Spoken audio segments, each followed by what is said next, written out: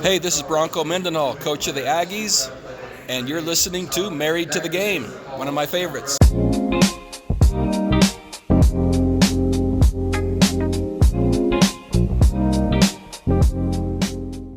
All right, ladies and gentlemen, welcome to a special episode of Married to the Game, live from Grandma Shar's basement. Shout out Grandma Shar for letting us use her lovely basement. As you can see, it's all... And her lovely couch. Decked out. Yes, we're on the couch today. Most comfortable episode we've done. I'm Noah Smith. Zach Bates. He's Kimball Snap. How you boys doing today? Just fantastic. It's game day. It's game Very day. Very excited. Yeah, a little more on why it's game day. Probably a little like, wait, what do you mean game day? But we'll tell it. you. Don't you worry. It's game day, though. It's game day. Well, we're going to start, as we normally do, we're going to start at the top of the Wasatch Front. College football in the state of Utah. Pretty tame week, but there's some things to talk about. We're going to start with the Utah State Aggies. Unfortunately, getting plundered by the transfer portal already. Yeah. Star receiver Braden Pegan has announced that he intends to enter the portal when it opens up in January, and has also announced that he won't be playing in this week's Potato Bowl against Washington State. Let me get your thought on this, boys. How are you feeling about this? It's definitely unfortunate. It's a sad loss to see him not participate in the bowl game.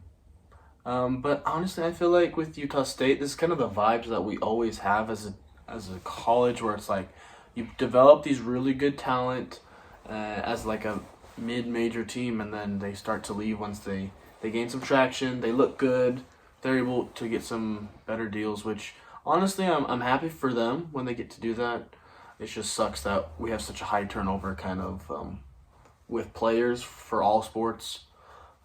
So kind of unfortunate, but hey, that means we'll also probably pick up some good amount of people too that are skilled and talented and just need a spot like Utah State to get that playing time and that further time to progress.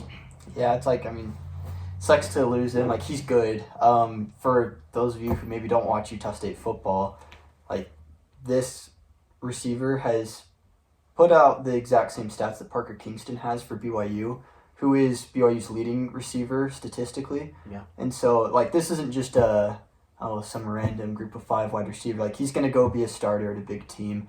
So it does suck to lose him, but it's like, yeah, you kind of expect it when you have 1,000-yard season as a receiver. You're going to go on to bigger and better places. He was all Mountain West for wide receiver, so, he's the best of the conference. Best in the West. It's going to be a great pickup for whoever grabs him. Yeah, and kind of Bronco Mendenhall, our coach, recently was doing a press conference about recruiting when we had National Signing Day and everything, and he talked about that, about how at smaller schools like Utah State, it's kind of seen more as like a 1 or 2 year deal, with these really talented players. And that's just kind of the era of college sports that we're in right now, with NIL, with transfer portal, and with kind of a lack of regulations. I think that'll change eventually, but as of right now, it's just sort of like the bigger guys are going to be able to come in and kind of pillage the smaller schools. And so it sucks, but it is what it is. Moving on, though, Idaho Potato Bowl. Indeed. Zach and I will be there in Boise, live Good old snack for the game. Some fries. It's going to be good. Lots of French fries, lots of stuff. Bowl game. Everyone's favorite bowl game versus Washington State. 12 p.m. ESPN, Monday, December 22nd. Getting ready for it. It's going to be awesome. And Kimball, I'll let you lead this one out. What do you think we're looking at with this game? Yeah, so this is a fun matchup because next year both these teams are Pac-12. So future Pac-12 matchup. Yeah, and I think this is going to be a matchup that we will see in a conference championship within the next couple of years. I really do. Okay. Washington State 6-6, not a great year from them. Utah State same 6-6. Washington State's kind of a weird team because shout out. I've got some family friends who are big Washington State fans. Yeah, but they've got games where they look really good and games where they've just been really bad. Like almost losing to Idaho, losing 10-7 to Oregon State. They avenged themselves in their most recent game, but it's just like such a team where it's like we don't really know what you're gonna get, but we kind of see that with Utah State as well. So, what do you guys think? You think either team can pull out their best team? I think also the loss of Boyd for the Aggies will definitely hurt because Pagan. Oh, Pagan. Yeah, Boyd's playing. Boyd is staying. Yeah. Well, he's a senior, so he doesn't have anywhere else to go. Oh, right. Yeah, so okay. he's finishing. Well, yeah. either way, you still lose like one of your top receivers, so that's gonna hurt the Aggies' offensive game.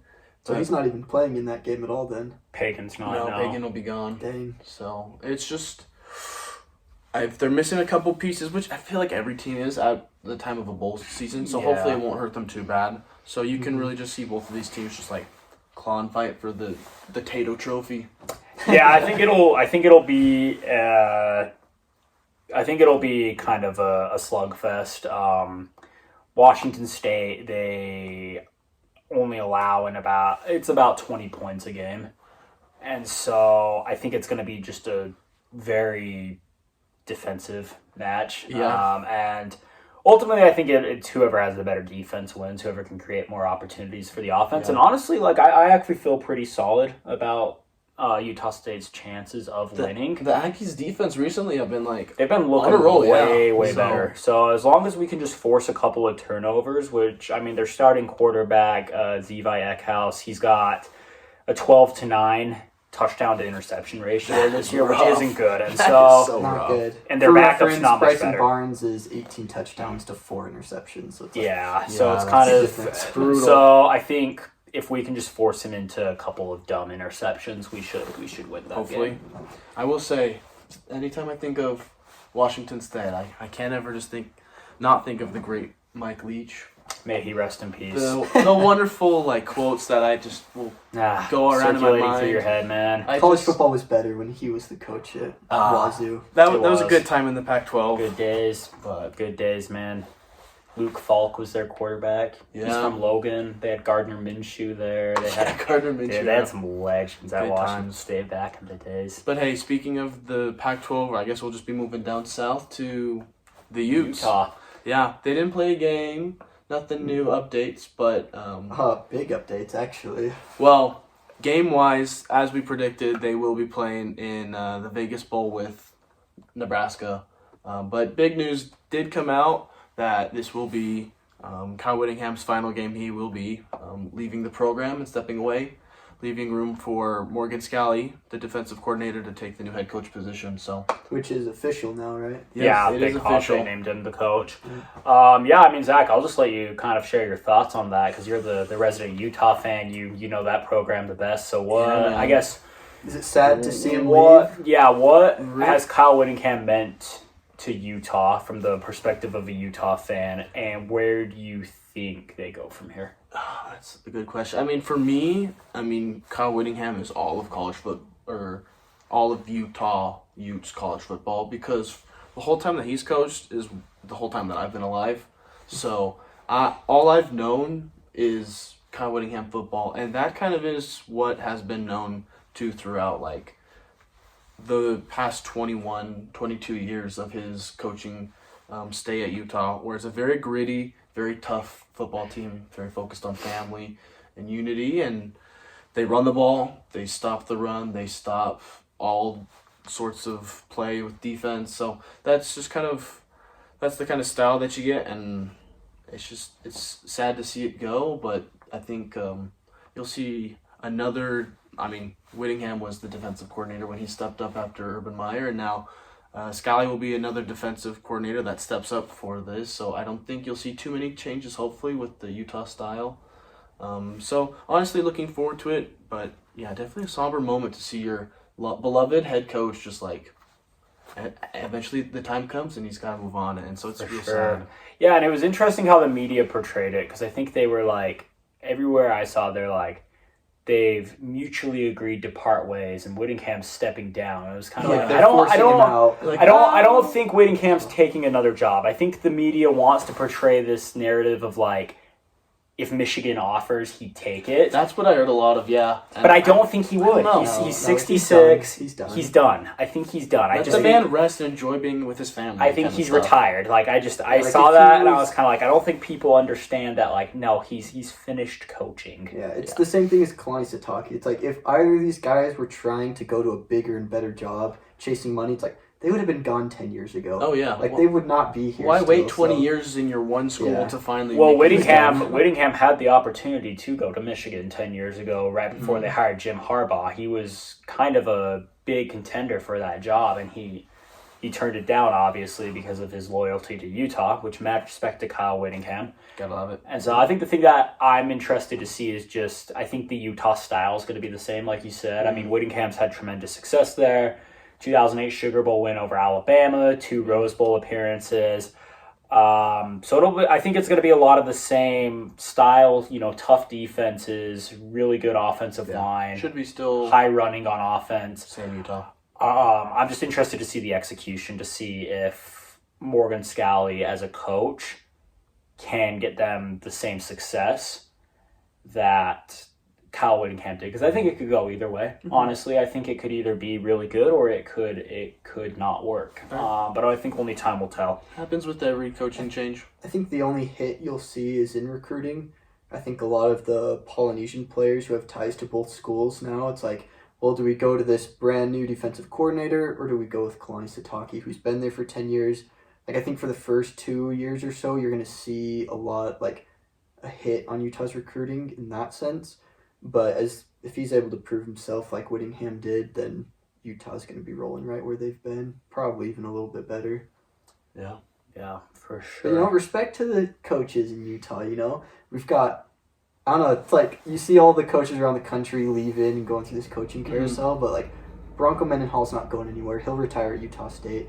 Kalani Sitake's going to retire at BYU, and Kyle Wittingham just finished out 20 plus years coaching at Utah and is retiring. So, Utah, the state of Utah is one of the best Loyalty. states for football. It's for a who we reason. are. You want longevity. Because Come the coach coaches in don't Utah. leave. Exactly. Amen. Well, in other news, not much to report on BYU football this week. They're just prepping for the Pop-Tarts Bowl. We'll have more on them next week. However, Weber State football made an interesting hire for its head coaching position. Didn't think we would be talking Didn't about Weber think we'd State. be talking about Weber State At least not football. in football. No, sir. Eric Kjar, the legendary Corner Canyon football coach, was just hired to be the head coach at Weber State. For those of you who may be watching us outside of the state of Utah, to sum up, Eric Kjar coached at Corner Canyon. He coached Zach Wilson, Jackson Dart, a number of other guys who have had a lot of success in college and even the NFL. And they went on like a 52-game winning streak while we were in high school. In fact, I don't think that Corner Canyon lost a football game from the time I was a freshman in high school until like the very end of my senior year. And so they were really good. They've won multiple state championships. And so after all that time at Corner Canyon, he finally decides to take a college job with Weber State. And I kind of assumed that he would eventually. I figured that it would probably happen. I honestly thought it was either going to be like a lower level head coaching job like Weber State or Southern Utah or Utah Tech or something, or I thought he was going to take like a position coach type job at like a BYU or a Utah or something. And so I don't know. What do you guys think about this? You have I'm any actually thoughts? way excited. I like Weber State a lot, and their football team used to be really good. And been through some bad years recently, but I don't think he'll be there long because I think he's going to have so much success. I think he'll be there for no more than 5 years because Weber State's it's a stepping stone job. It just is. Yeah. Unfortunately, that's just how it works. So which is good for him. Like I don't think you're going to see him there very long because I think he's going to move on to D1 football. I mean FBS football. Because they're Yeah. D1. But this is exciting. Like he's literally the Nick Saban of the Western United States high school football. Like Corner Canyon every year is competing against. Like they travel the country to go compete against the best teams in Texas and Florida. And they beat them Like, too. this is a legit Top of like the nation. coach and- hire. Yeah. Like he will be on to bigger and better things. Yeah. Looking forward to that. Yeah, I like that call. He's a good coach. He can really coach. All right, well, coming up next, Hot or Not Takes. We'll get right to it in just a second. Now it's time for Hot or Not Takes, everyone's favorite segment on the show. I should say this week there will not be a donkey of the day, unfortunately. If there was, it would be Kimball. But horse heads were left at school, and I wasn't going to bring a horse head. I mean, Utah didn't do that bad in their basketball. Yeah, but they still lost. They were up, all right? I still lost. True. Barely. Anyway. I was happy to see them lose. For like, of course. half and half of a half, I guess. But yeah, of course. But Hot or Not Takes, we're going to start with Zach. Zach, what's your Hot or Not Take this week? Okay, yeah. I guess we'll talk more about it later. With involving the Utah State Aggies and the basketball team, they'll be going to play Colorado State. They're going to play that this Saturday. And my hot take is you're getting a matchup for the conference championship. Really? With those two teams. I think Colorado State goes. I think those two teams will do it. I think New Mexico also is a good New Mexico's been good. a competition for that, but San Diego State's not out of the... yeah, they're not far from the mix. But Grand Canyon. But that's just my guess. That's my take. Those two teams are going to be the ones who are going to take over the Mountain West, and they will end up in the conference championship. Now, I'm not going to predict who wins yet because we haven't even started conference play, but I think those two will be competing for the title. Whether it's, I guess, the season of like who just wins with conference play, or with the tournament by the end of the season. Yeah. I think one of, or if not both of those teams, will be hanging banners. yeah, I'm really impressed with Colorado State. Brand new coach. It was just one of their top assistants, Ali Farah-Comensa, I think is how you say it. March Madness legend at Northern Iowa, by the way.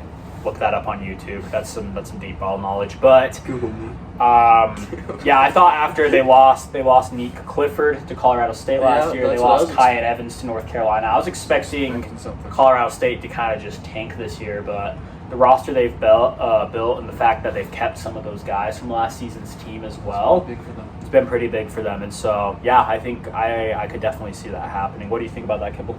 Yeah, I think those are the two front runners going into the tournament. I think one of the teams chokes and Boise State gets in, but I think it will be Boise State against one of those two. But I think that's your 1 and 2 seed right there. Gotcha. Okay. Yeah. Unfortunately, because my teams can't ever seem to win championships, I'm sure Utah State will be the one to choke. But Yeah. That's what I'm scared of. That's what I'm scared of. So, All right, Kimball.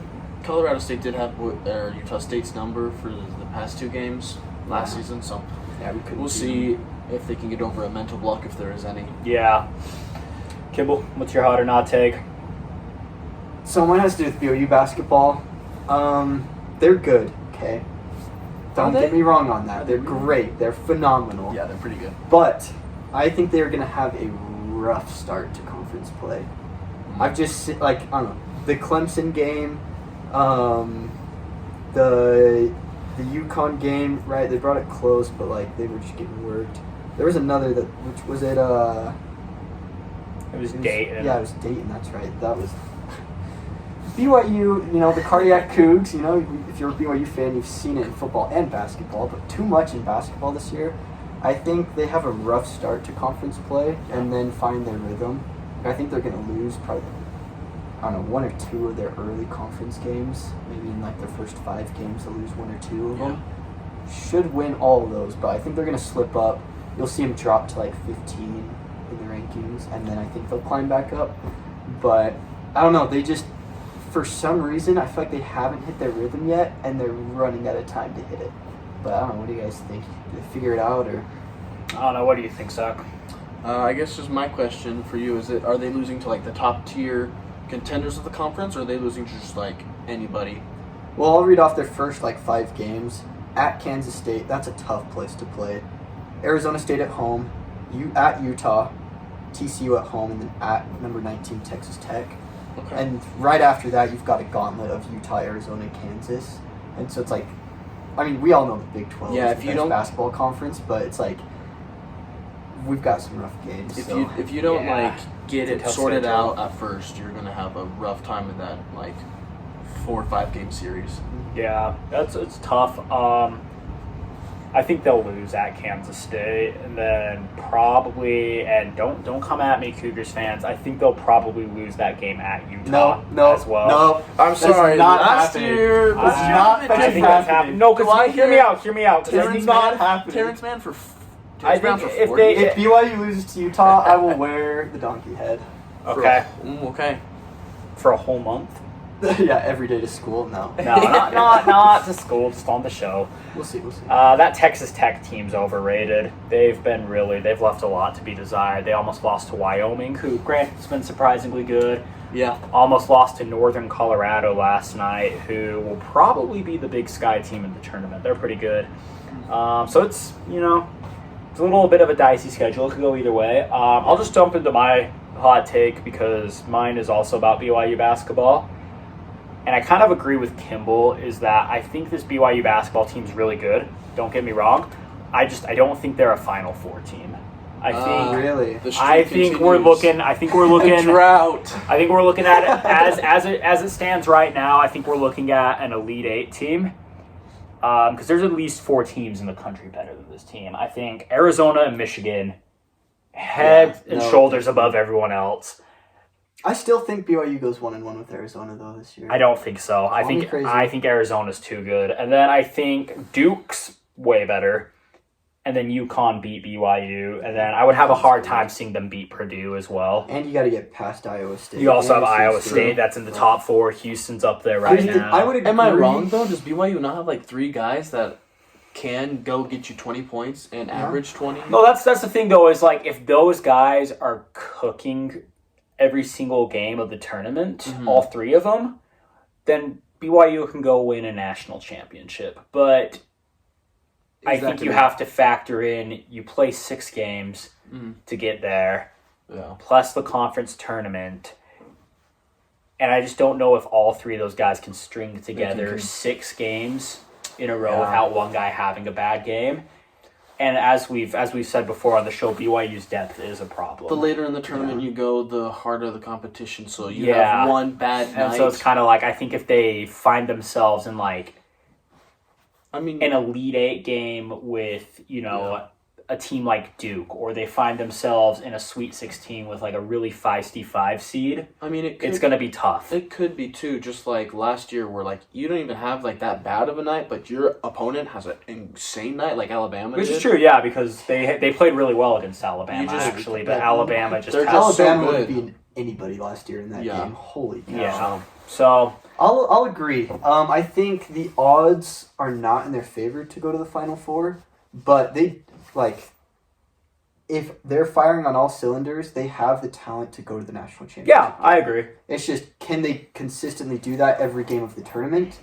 I'd agree, probably not. Darn well need perfection. But if you've got a favorable path, it's they definitely can, and they're good enough. They should, but a lot of players in Provo. It's all about the path, though. I agree, and semifinals is not easy. This is a really good year for college basketball. Some years a lot of teams lose early, some years they don't. And there's a lot of teams still that haven't lost yet. Yeah. And so, we've lasted way longer into this season than we did last year with the amount of undefeated teams we currently have. And so, kind of like you said, I think if they have that path, right, that's easy for the first 3, even 4 games, but then they find themselves in a Final Four matchup with an Arizona or a Purdue team.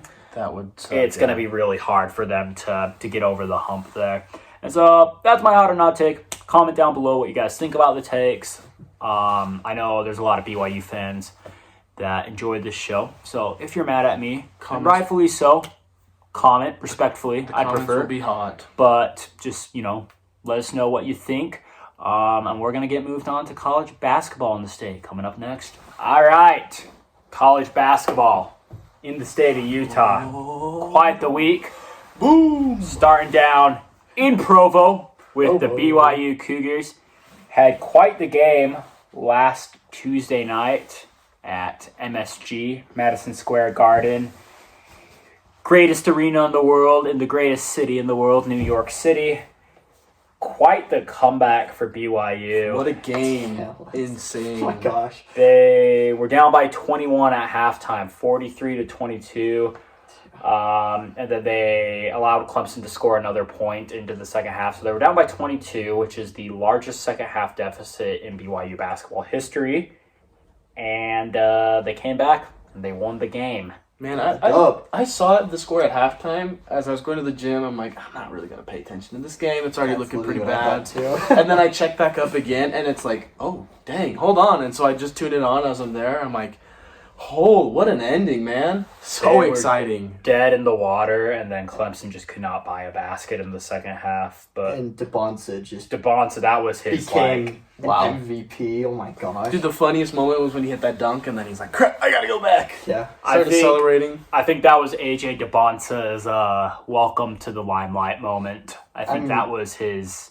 I mean, he's already kind of been there, but No, I agree. I think that was like everyone's like, oh, he's a star. Like, he had 28 points, 9 rebounds, and 6 assists. He led both teams in every single one of those statistical categories. Like, in BYU's last 40 points, they scored 45 in the second half, by the way. So, of their last 40 points, he scored or assisted in 36 of them. And so, it was literally just him playing basketball against Clemson in the second half, and he won the game. It was nuts, man. ridiculous. And I think it shows exactly what BYU is capable of when they're firing on all cylinders in big games like that. Because Clemson's not a slouch team. That looks... they're good. I mean, they've been a fairly consistent tournament team the past few years, and I think we're probably looking at them being a tournament team again. They couldn't get a basket in that second half for whatever reason. They went cold. And Thankfully, my goodness. yeah, I mean, I'll be honest, like BYU is one of those basketball teams because you guys know I'm not tied to BYU. I'm not, I didn't grow up a BYU fan or anything. I enjoy BYU. I'll always cheer for them against, most teams. That team up north. Yeah, I mean, I didn't down want to call Zach out. I feel like we make fun of his Utah fandom a lot, but I'm the only one real. this year's BYU basketball season has been kind of weird for me because it's like I want them to do well and I want them to succeed, but I'm also like, oh well, if they lose, it makes for really good content on the podcast, and so it's kind of Please give us a loss. It's kind of a weird thing, but yeah, I thought they played really well, and yeah, AJ DeBonsa looked amazing in that game. Yeah. Also, got to mention Kimball's favorite player, Kebakeda. I was just about to bring him up, but you go ahead. Dunked the ball so hard that he bent the rim and got the game delayed for like 20 minutes. It was awesome. Very Shaq-like of him to do that. And Very Shaq-like. 10 points. He was the third highest scorer for BYU with 7 rebounds. So he did his part. Good game. Because Solid stat line for him. Richie Saunders did not. He have a struggled. good game. He struggled. He only put up 5. So Kebakeda, he took his place and joined that big 3 lineup. Yeah, and we got to mention Rob Wright, of course, 17 points 17. and the game winner at the buzzer. Yeah, because he shoots. They were interviewing DeBonsa about it, and they're like, "How did you feel?" Because obviously DeBonsa's the guy, right? Like, how'd you feel about not getting that ball? And he's like, "I was fine with it. Like, I trust my teammates." They double manned DeBonsa and left Wright open. He shoots 45% from the 3. Oh, Yeah, Ridiculous. bad guy That's to leave not the guy you open. want to leave open. And obviously you can't foul because it's tied. Well, it was weird because So- watching that shot, Shoot is gonna they shoot. got him kind of in a trap where they had 2 guys. Yeah. He's still Rob Wright's in the middle, guy to his left, guy to his right, and he goes through them as he jumps for the shot. And obviously you can't foul him because that's free baskets to win the game. Yep. I think And it just set up a really good looking shot that fell. incredible shot. Heck of Yeah. a play by him. Yeah, it was incredible. It's a good game. It was just a fun game, Good game. especially in the Garden. Good game. Followed up by blowout wins of UC Riverside and then Pacific last night. 50-point wins. Doing exactly what they should against Holy cow. lower competition. Being dominant when Let's move on to UVU finally getting its place in the rotation. We decided to throw them in There we go. right there where they belong on the Wasatch. They had a really, really ugly game against Idaho State last week. Beat them 73-69, but it was not great. And then the reason they're here in the lineup now is because Saturday they beat UC Santa Barbara by 15 Ooh. at the Delta Center. I said they'd win big, did I not? I think you I might have. believe You know- the words big were you. Those of us who are college football fans, we've all heard of Provo Dave, right? He did his best. I introduce you to Orem Kimball, big UVU guy now, The or biggest always have UVU been. guy. Grew up a UVU fan. No, BYU fan, but hey, you know, Whatever fits the storyline. Hey, like whatever fits the UVU, storyline, man, they're legit. Like we're actually going to their game later today against Weber State and Orem. We'll be there. Very excited, but Very excited. yeah, close win, but hey, they're good, man. They're so good. Like, I was a little scared that I'd be overhyping them, but they're living up to the hype. And they They're deserve good. a spot in the tournament They're 8-3 right now. We'll see how they do in conference play. I think they're definitely gonna be like. I mean, I think. Geez, where does bracketology have them right now? Last I checked, it was Probably 15 or 16. fairly high. I think they might be a little higher than that if they keep. I mean, obviously, if they finish the season winning, like, if they don't lose another game, like, yeah, they'll be like a 12 seed. But I imagine they'll lose a couple more. So I bet we're probably looking at like a 14, 15 seed. So Exciting. will they win a March Madness game? Probably not. But But they're getting there. they've never been there First before. time, they will be The there. joy Yeah. is in being there in the journey. The joy There you is go. in the journey. No one cares if Exactly. you win March Madness. You just got to get there. Yeah. Well, that's what Joel Klatt would say, but we're not going to get into that on this show. But hey, you know, UVU, we've been calling them to win their conference all year, but I think they'll be in a spot to where even if they lose that game, they might get in regardless. the conference championship We'll game? see. No. They're I not think letting, they they're not win letting enough. two I don't teams in know. from the WAC. We'll see. We'll see. You have to be phenomenally good to get two teams out of the WAC. It could That's a happen. great way to describe Utah Valley. Could happen. But Your words, not if mine. that team sir. loses its conference tournament, they're not getting into the. No, I think you're right, but I think they're the clear favorite too. I think Yeah. only Cal Baptist might get in the way of that. I think Tarleton State could get interesting too, and maybe Abilene Christian. Like, there's going to be competition, but I think UVU is better. Wolverines, baby. They can Go handle it. Wolverines, man. Big game tonight against Weber State. We'll pick that game later. Yeah. Let's move up to Salt Lake City, Yeah. University of Utah. Staying in Salt Lake, UVU, Utah, and Utah State all had like a little fun exhibition going on at the Delta Center, little Salt Lake Slam. So Salt Lake Slam. Utah You- led Mississippi State most Yeah, of the man. way and then Tough. fell apart down the stretch. Yeah. Mississippi State came back, and it wasn't even Josh Hubbard who is the leading scorer for No, Mississippi State. It was shocker. Jabari McGee off the bench, 29 points. 29 to lead points off the Mississippi bench. State. Yeah, it was insane. So, Yeah, that game was crazy. Mississippi Holy State. cow. Biggest thing that probably hurt Utah was turnovers. yeah.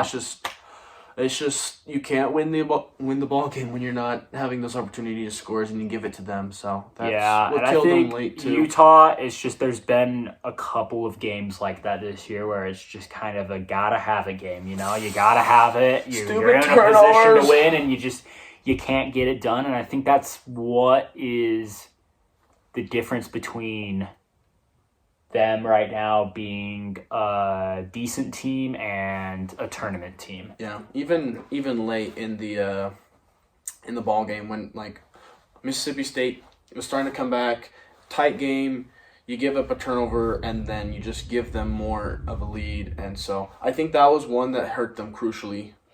Yeah, no, I watched most of the second half of that game, and it was I think by the time I turned it on, Mississippi State was rolling, and so I was gonna say over the next couple games for Utah, they are gonna need to fight hard to stay above 500 because they've got all the best teams in the Big 12 first.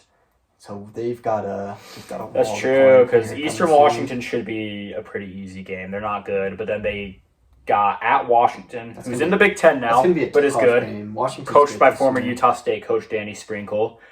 And then they start conference play immediately, hosting the number one team in the country, Arizona. And then they play at Colorado, who only has a loss, and they host BYU. Then it's gonna be kind of a Texas murderer's Tech, row. yeah. It's gonna It's, be tough. But when BYU comes around, we'll be able to snag that one pretty easy. You keep believing that, Zach. You keep telling yourself that. Whatever makes you feel better. Oh boy. Hey, it happened in the Huntsville. I'm excited. I'm for just that saying, game. the history did has last stated season, man. itself. At least one. At least one of them are At coming. least one. But It Utah, can happen. But I will not say it will. Utah's sitting at 7-4 right now, and so they, like Kimball said, they're gonna have to really fight to stay above 500. Not the bottom of the conference yet. No, sirree, not yet. Not yet. It could get ugly. Got a chance. And I don't think they will get that far down, but I think they'll be close.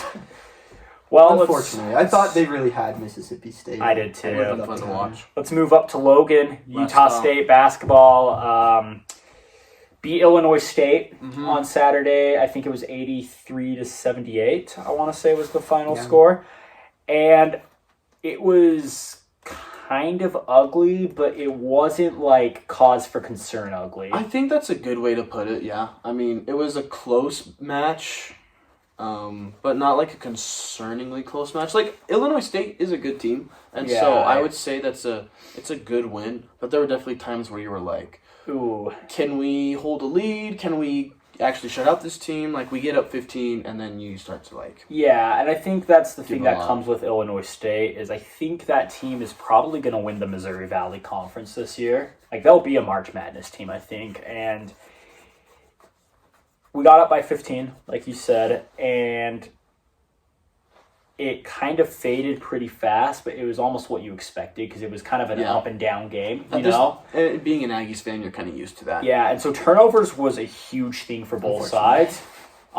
Utah State's defense is so good. They forced Illinois State into some just really, really lousy turnovers. A lot of shots like at the end of the shot clock. Yeah, and like throwing the ball to guys that aren't even looking, just throwing it straight out. Like mind-numbingly stupid turnovers that you don't think you're going to see at that level. But then like Utah State followed it up with like some really dumb turnovers of their own. And so I think that's why this game was as close as it was. But, I mean, I don't know. I felt good about it.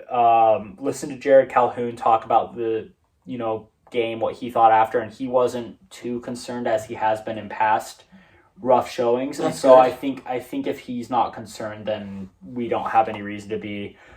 Mason Falslev had a really good game. MJ Collins, 20 points. I think the thing that helped the Aggies the best was the points in the paint. Yeah. Because, like, the three ball, like we've said, you live and die by it. Games where you're just fire and games where there's nothing going for you. And it wasn't a great three. Well, it was decent. It was decent. We'll say that. It was above 35%, which I was talking with Maddie. Shout out Maddie, longtime Aggies fan. I was saying that if they're shooting over 35%, they're gonna win, and so they did. That's how you shout out your girlfriend on the podcast. Holy cow, dude!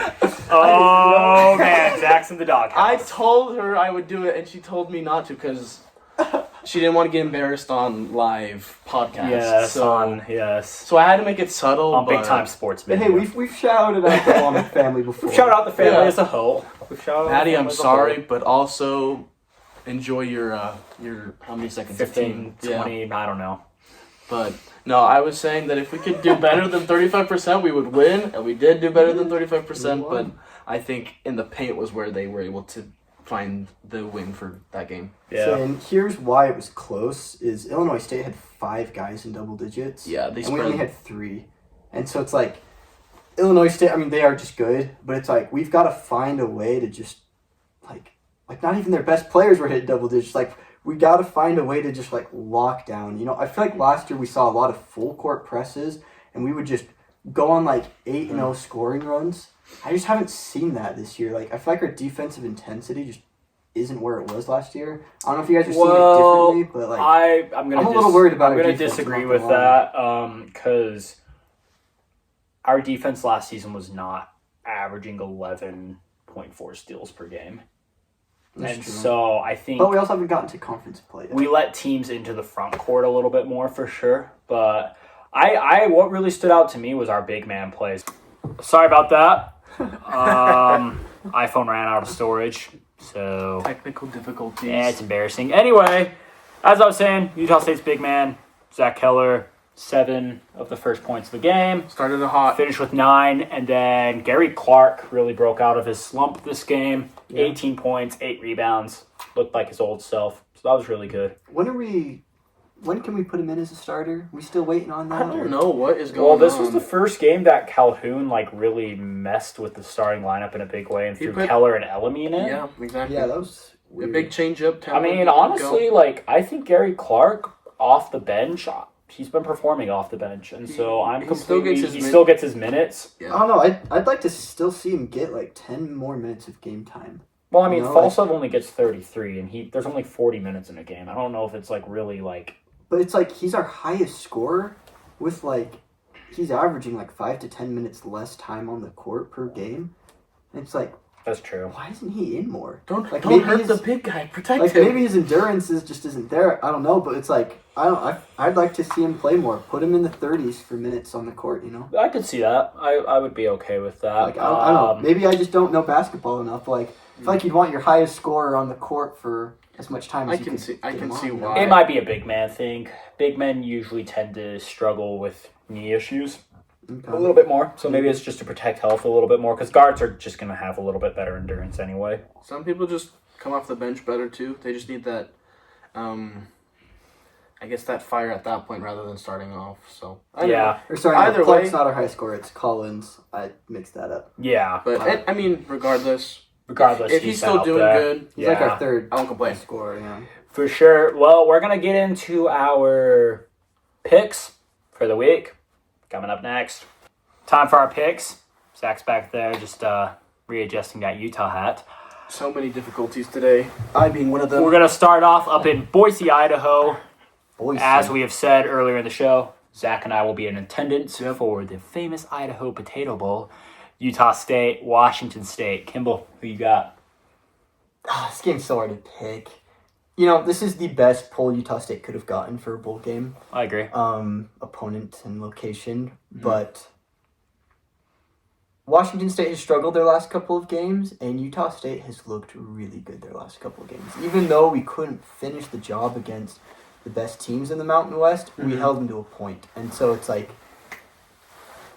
give me Utah State. I think Barnes might finally be the game where he injures himself. Oh boy. He will injure himself to win it, and he's gonna put everything on the line. Without Pagan, it's gonna be hard, but I genuinely do think Utah State wins it and gets that 7th win that I predicted them to get this year. Dang. I'm with Kimball. Give me the Aggies. Amen. Boom. Alrighty. Here comes the Washington State pick. Oh boy, I'm never voting for a Cougar team. Oh, that's true. So, who knows? Maybe Bryson Barnes might run for 100 yards plus this game because he's got no one to throw to, and he's like, I'm going to do it all over again. But I'm thinking Boise State, basically a home game for everyone who's in Logan. We're going to have a lot of people travel there, and home games in the Aggies, they dominate. And we're not playing against Boise State, so... No, we're not. I think we're going to win this one. There we go. Clean sweep across the board. Utah State. Big Aggies. All right, going into Utah State basketball. This Saturday. Biggest basketball game. Biggest basketball game in the state this week, for sure. Utah State. Or number 2. Colorado State. Top 2 teams in the Mountain West. Let's start with Zach. I think... we're going to see the Aggies sneak it out. It is going to be a 3 to 5 point victory. Very close. I don't see a big blowout, but I think it'll be a close game for the Aggies. I think it's going to be a very mental game. Utah State, I question their mental toughness sometimes. Some stats for the viewers at home. Colorado State leads the country in field goal percentage. Really? They shoot about 45% from the field. And I believe, if I saw it correctly, they're shooting pretty close to that from three-point as well. They're good. Utah State plays a style of defense that tempts teams to shoot the three. And so I think we'll see Colorado State get out to an early lead. Utah State's defense, though, I've brought it up multiple times this episode and multiple times on the podcast. Elite defense.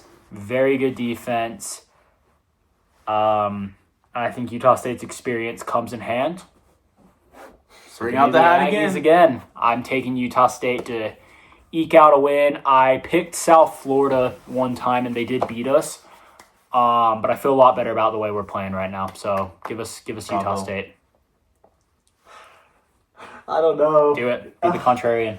Somebody's got to. We couldn't beat them last year. We just could not. And we're a lot better than we were last year, and I don't think Colorado State is as good as they were last year. So it's like, all things point to us, we should win this game.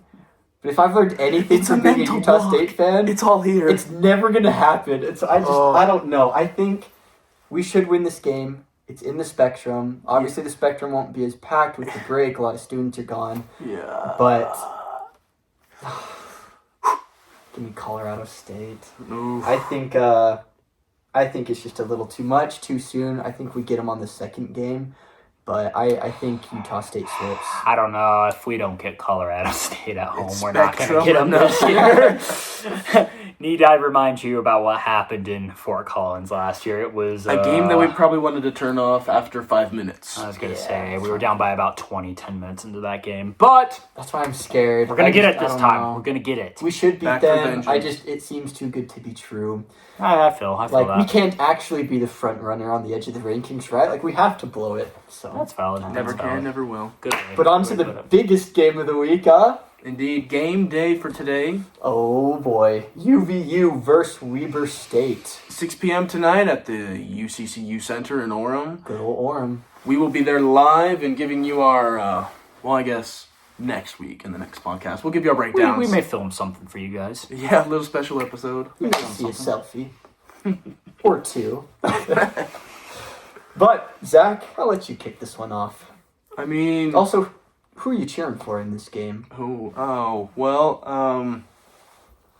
Kimball just wants to really make sure if I'm a UVU fan. Oh, we just gotta check. He's more ride or die for the Wolverines than he is for the Cougars now at this point, I think. Hey, I'm on that UVU train.